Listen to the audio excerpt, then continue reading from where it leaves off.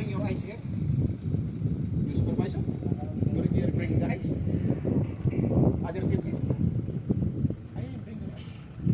Every morning I am wake up 3 o'clock. I am waiting the vehicle. Second, other vehicle. Okay? To bring the ice.